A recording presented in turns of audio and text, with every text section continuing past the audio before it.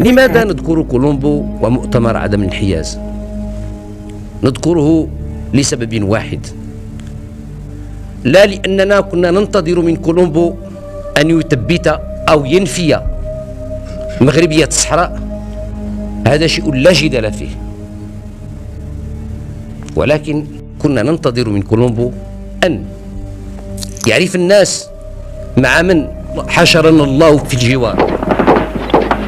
كان عندنا واحد تيرور من يفني كيقولوا له الغدير، لا شتيه واقف في الارض ما تعطيش فيه حتى 4 ريال، ولكن ملي كيطلع وكيركب في الكاتورس على الكاتورس 5 كيشرب ليها خفاطنها. واحد الساعه كتبان لينا واحد الكونتين طاب جايه من البيسي ديال الفانتويت، هو كيعطيها الغدير، قطع عليها الروايد ب10 ورماها فوق الرومبلي.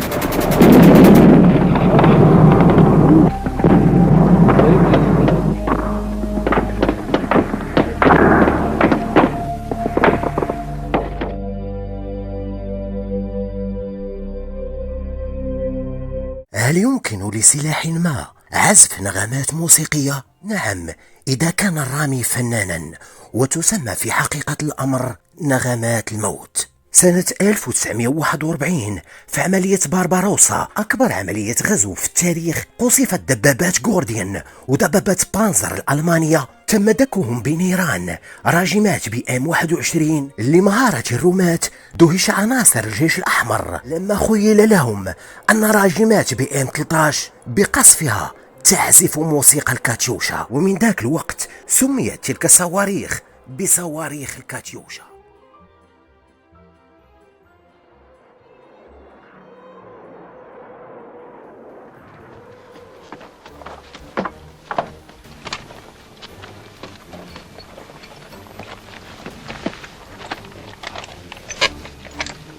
De part et d'autre, les combattants demeurent vigilants, se surveillent ou s'esquivent en ayant recours à des tactiques et à une technique qui n'arrive pas à mettre l'adversaire hors de combat.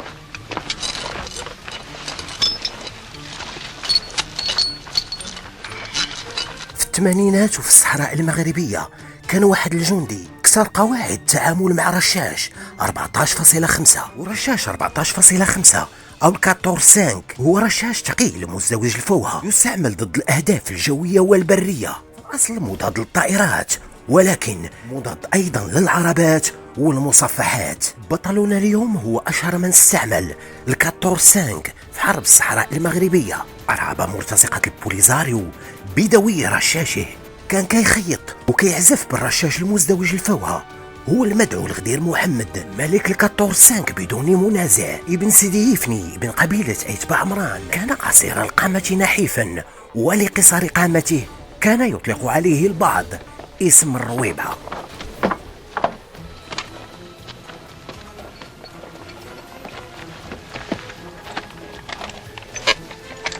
الرجال ما كتحقرش، والشجاعة ماشي بالطول أو الوزن، فالرويبعة هذا أو الغدير محمد إلا طلع فوق الكاتور 5 بالضبط كان كيكلمها. بشهادة الجميع كان كيعزف بالكاتور 5 وخفيف دغيا كيطلع ليها ويتحكم فيها. في سمعتي رشقات رشاش في ديك الوقت غير مألوفة، عرف بأن الغدير فوق الكاتور 5.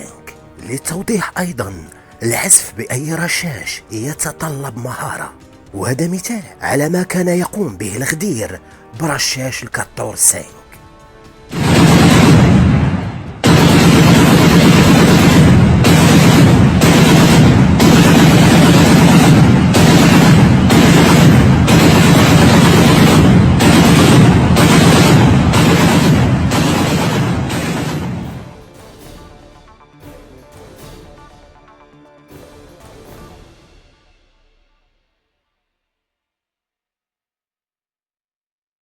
الشهرة في الجيش في ديك الوقت كانت دائما من نصيب الضباط لكوموندون دريجيمو أو للريجيمو، وفي بعض الأحيان للديار أي المفرزة، أو القائد ديالها، أو الشوك أي الفصيلة اللي كيكون غالبا القائد ديالها يودنو، ولكن هاد الجندي تشهر ما بين الجنود المغاربة، وكان بالضبط الاسم ديالو مرتبط بداك الرشاش الثقيل. هو كان في جيش التحرير في احدى الفصائل تابعة للقائد الرحاق اللي من هريب واللي كان سميتو الخوماني. وبعد انصهار جيش التحرير في القوات المسلحة الملكية غيدخل الغدير لصفوف الجيش الملكي. من بن قرير وتادلة غتجيبوا الأقدار للصحراء المغربية سنة 1975 فاش تأسست فيالق القوات المسلحة الملكية. خدم الغدير في عدة بطيونات، من بينهم البطيون 28 هو أحد عناصر الويتيام ريم، والتي كانت تسمى بالزلاقة، وكان بالضبط في الدوزيام ديال الويتيام ريم. الغدير محمد شارك في عدة معارك، وكان أي معركة كيشارك فيها كيخلي البصمة ديالو. شحال من واحد وافد جديد للويتيام ريم كان كيشوف مثلا الغدير كان كيحقرو، ولكن منين كيدخل مع الغدير في شي معركة كيبدل النظرة ديالو على هذا الرجل. الرجل كان شجاع. أشهر من استعمل الكاتور 5 في حرب الصحراء المغربية أنجار، وهو أحد جنود ويتيام ريم في ديك الوقت. كيقول في واحد المعركة حامية الوطيس كنشوف الغدير فوق العربة شاد الكاتور 5 مسيبلي، ما كانش كيخاف. بعض الأحيان كنت كنسمع وكأن الغدير كيعزف بالكاتور 5 نشيدنا على الدوام. ما كانش كيخاف الطروفيل كيدوز من حدا وجهه، وهو لاصق في كاتور 5 بحال القرادة. الا تخبى ورا كاتور 5 محال تشوفو اللي قصر قامته، ولكن الا طلع فوق الكاتور 5 كيبان لك بحال شي عملاق شاد مسدس. من بين المعارك اللي شارك فيها الغدير محمد هي معركة سهب النوايل. كانت على الفانتويد بطيون ما بين المحبس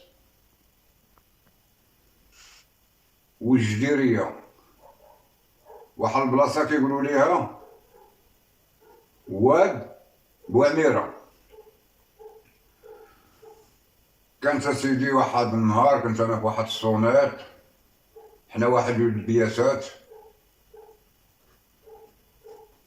وفي الصباح بكري جانا واحد الودان شاف كيقولوا له بردي الله يرحمه ويوسع عليه، قال لنا تبعوني. عودنا الكوموندمون، لقينا الكوبانية واقفة واحد ورا واحد.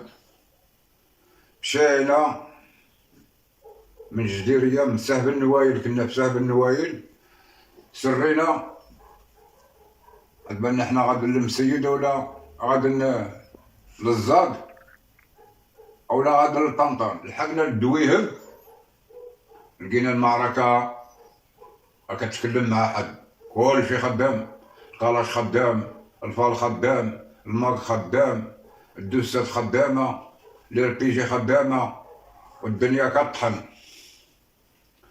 حنا كان عندنا واحد الشيفور، انا كنت الشيفور، كان عندنا واحد تيرور من يفني كيقولوا له الغدير. وديك الغدير لا شتيه واقف في الارض ما تعطيش فيه حتى 4 ريال، ولكن ملي كيطلع وكيركب في الكاتورس على الكاتور 5 كيشرق ليها خفاطنها. واحد الساعة كتبان لينا واحد الكونتينطال جاية من البيسي ديال الفانتويت 28 طالعة.